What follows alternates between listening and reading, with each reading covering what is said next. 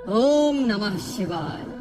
हर हर महादेव। साथियों, पहले अध्याय में आपने सुना कि सूत जी शौनक जी के प्रश्नों का समाधान करने हेतु उन्हें सनत कुमार और भगवान शिव के संवाद की कथा सुनाते हैं, जिसमें सनत कुमार अपने मधुर वचनों से देवाधिदेव महादेव की महिमा गाते हुए उनकी स्तुति करते हैं और वे श्रावण मास के महात्म्य को जानने की जिज्ञासा प्रकट करते हुए कई प्रश्न भगवान शिव के सम्मुख रखते हैं और वे भगवान भोलेनाथ से कहते हैं कि हे शिव, आप मुझे बताइए कि श्रावण मास आपको प्रिय क्यों है, किस कारण यह पवित्र है। इस मास में भगवान का कौन सा अवतार हुआ, यह सभी मासों से श्रेष्ठ कैसे हुआ और इस मास में कौन कौन से धर्म अनुष्ठान किए जाने के योग्य हैं। हे शिव, आपके समक्ष मुझ अज्ञानी द्वारा पूछे गए प्रश्नों के अतिरिक्त भी जो जो शेष रह गया हो उसे भी मेरे और अन्य लोगों के उद्धार के लिए कृपा करके बताइए। उन्हीं सब प्रश्नों का उत्तर भगवान शंकर दूसरे अध्याय में देते हैं। तो आइए भक्तों, अपने मन को शांत करके प्रेम, भक्ति और श्रद्धा के साथ सुनते हैं संपूर्ण श्रावण मास के महात्म्य का दूसरा अध्याय। श्रावण मास में विहित कार्य। महादेव बोले, हे महाभाग, आपने उचित बात कही है। हे ब्रह्मपुत्र, आप विनम्र, गुणी, श्रद्धालु तथा भक्ति संपन्न श्रोता है। हे अनघ, आपने श्रावण मास के विषय में विनम्रता पूर्वक जो पूछा है उसे तथा जो नहीं भी पूछा है वह सब अत्यंत हर्ष तथा प्रेम के साथ मैं आपको बताऊंगा। द्वेष न करने वाला सबका प्रिय होता है और आप उसी प्रकार के विनम्र हैं, क्योंकि मैंने आपके अभिमानी पिता ब्रह्मा का 5वां मस्तक काट दिया था, तो भी आपने उस द्वेष भाव का त्याग कर मेरी शरण को प्राप्त किया है। अतः हे तात, मैं आपको सब कुछ बताऊंगा, आप एकाग्रचित होकर सुनिए। हे योगिन, मनुष्य को चाहिए कि श्रावण मास में नियम पूर्वक नित्य व्रत करे और पूरे महीने भर प्रतिदिन रुद्राभिषेक करें। अपनी प्रत्येक प्रिय वस्तु का इस मास में त्याग कर देना चाहिए। पुष्पों, फलों, धान्यों, तुलसी की मंजरी तथा तुलसी दलों और बिल्व पत्रों से शिव जी की लक्ष्य पूजा करनी चाहिए। 1 करोड़ शिवलिंग बनाने चाहिए और ब्राह्मणों को भोजन कराना चाहिए। महीने भर धारण पारण व्रत अथवा उपवास करना चाहिए। इस मास में मेरे लिए अत्यंत प्रीति कर पंचामृत अभिषेक करना चाहिए। इस मास में जो जो शुभ कर्म किया जाता है वह अनंत फल देने वाला होता है।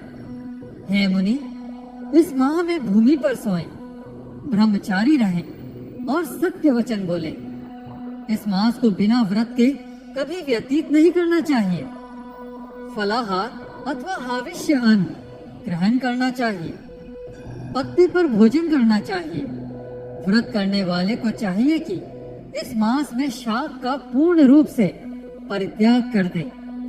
हे मुनि श्रेष्ठ, इस माह में भक्ति युक्त होकर मनुष्य को किसी न किसी व्रत को अवश्य करना चाहिए। सदा धर्म पारायण, भूमि पर शयन करने वाला, प्रातः स्नान करने वाला और जितेंद्रिय होकर मनुष्य को एकाग्र किए गए मन से प्रतिदिन मेरी पूजा करनी चाहिए। इस मास में किया गया पुरुष सूक्त निश्चित रूप से मंत्रों की सिद्धि कराने वाला होता है।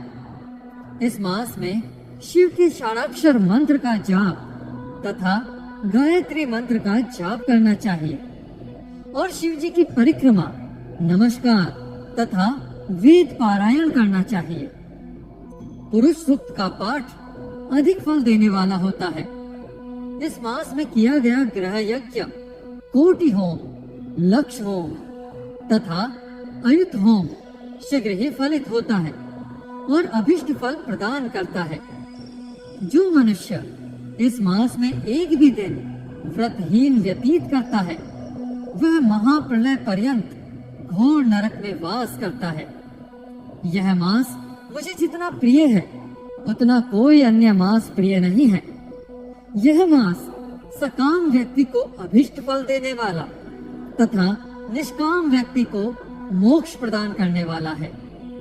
हे सत्तम, इस मास के जो व्रत तथा धर्म हैं उन्हें मुझसे सुनिए।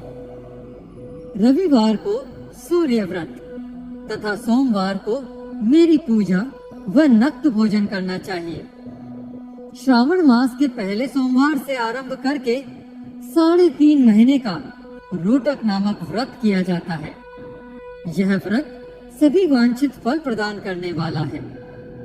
मंगलवार को मंगल गौरी का व्रत, बुधवार व बृहस्पतिवार के दिन बुध और बृहस्पति का व्रत, शुक्रवार को जीवंतिका का व्रत और शनिवार को हनुमान तथा नरसिंह का व्रत करना चाहिए। हे मुनि, अब तिथियों में किए जाने वाले व्रतों का श्रवण करें। श्रावण के शुक्ल पक्ष की द्वितीय तिथि को औदुंबर नामक व्रत होता है। श्रावण के शुक्ल पक्ष की तृतीय तिथि को गौरी व्रत होता है। इसी प्रकार शुक्ल की चतुर्थी तिथि को दुर्वा गणपति नामक व्रत किया जाता है। हे मुनि, उसी चतुर्थी का दूसरा नाम विनायकी चतुर्थी भी है। शुक्ल पक्ष में पंचमी तिथि नागों के पूजन के लिए प्रशस्त होती है। हे मुनि श्रेष्ठ, इस पंचमी को रौरव कल्पादि नाम से जानिए। षष्ठी तिथि को शिव सुपोधन व्रत और सप्तमी तिथि को शीतला व्रत होता है। अष्टमी अथवा चतुर्थी तिथि को देवी का परित्रारोपण व्रत होता है। इस माह के शुक्ल तथा कृष्ण पक्ष की दोनों नवमी तिथियों को नक्त व्रत करना बताया गया है। शुक्ल पक्ष की दशमी तिथि को आशा नामक व्रत होता है। इस मास में दोनों पक्षों की दोनों एकादशी तिथियों को विशेष महत्व प्राप्त है। श्रावण मास के शुक्ल पक्ष की द्वादशी तिथि को श्री विष्णु का पवित्रारोपण व्रत बताया गया है। इस द्वादशी तिथि में भगवान श्रीधर की पूजा करके मनुष्य परम गति को प्राप्त करता है। उत्सर्जन, उपाकर्म, सभा यज्ञ, सभा में उपाकर्म, इसके बाद रक्षाबंधन, पुनः श्रवण कर्म, सर्वाभिषेक और हयग्रीव का अवतार, ये 7 कर्म पूर्णिमा वाली तिथि को करने हेतु बताए गए हैं। श्रावण मास के कृष्ण पक्ष में चतुर्थी तिथि को संकट चतुर्थी व्रत कहा गया है और श्रावण मास के कृष्ण पक्ष की पंचमी तिथि के दिन मानव कल्पादि नामक व्रत को जानना चाहिए। हे द्विजोत्तम, कृष्ण पक्ष की अष्टमी तिथि को श्री कृष्ण का पूर्णावतार हुआ। इस दिन उनका अवतरण हुआ, अतः महान उत्सव के साथ इस दिन व्रत करना चाहिए। हे मुनि श्रेष्ठ, इस अष्टमी को मानवादी तिथि जानना चाहिए। श्रावण मास की अमावस्या तिथि को पिठौरा व्रत किया जाता है। इस तिथि में कुशों का ग्रहण और वृषभों का पूजन किया जाता है। इस मास में शुक्ल पक्ष की प्रतिपदा तिथि से लेकर सभी तिथियों के पृथक पृथक देवता हैं। प्रतिपदा तिथि के देवता अग्नि, द्वितीय तिथि के देवता ब्रह्मा, तृतीय तिथि की गौरी और चतुर्थी के देवता गणपति हैं। पंचमी के देवता नाग हैं और षष्ठी तिथि के देवता कार्तिकेय हैं। सप्तमी तिथि के देवता सूर्य और अष्टमी के देवता शिव हैं। नवमी की देवी दुर्गा, दशमी के देवता यम और एकादशी के देवता विष्णुदेव कहे गए हैं। द्वादशी के विष्णु तथा त्रयोदशी के देवता कामदेव हैं। चतुर्दशी के देवता शिव, पूर्णिमा के देवता चंद्रमा और अमावस्या के देवता पितर हैं। ये सभी तिथियों के देवता कहे गए हैं। जिस देवता की जो तिथि हो उस देवता की उसी तिथि में पूजा करनी चाहिए। प्राय इसी मास में अगस्त्य का उदय होता है। हे मुनि, मैं उस काल को बता रहा हूँ, आप एकाग्रचित होकर सुनिए। सूर्य की सिंह राशि में प्रवेश करने के दिन से जब 12 अंश और 40 घड़ी व्यतीत हो जाती है, तब अगस्त्य का उदय होता है। उसके 7 दिन पूर्व से अगस्त्य को अर्घ्य प्रदान करना चाहिए। 12 मासों में सूर्य पृथक पृथक नामों से जाने जाते हैं। उनमें से श्रावण मास में सूर्य गर्भस्थ नाम वाला होकर तपता है। इस मास में मनुष्यों को भक्ति संपन्न होकर सूर्य की पूजा करनी चाहिए। हे सत्तम, 4 मासों में जो वस्तुएं वर्जित हैं उन्हें सुनिए।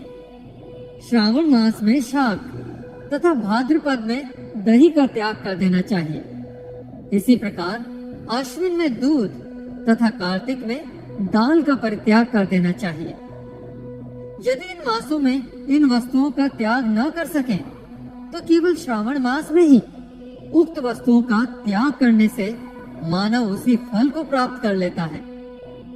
हे मानव, यह बात मैंने आपसे संक्षेप में कही है। हे मुनि श्रेष्ठ, इस मास के व्रतों और धर्मों के विस्तार को सैकड़ों वर्षों में भी कोई नहीं कह सकता। मेरी अथवा विष्णु की प्रसन्नता के लिए संपूर्ण रूप से व्रत करना चाहिए।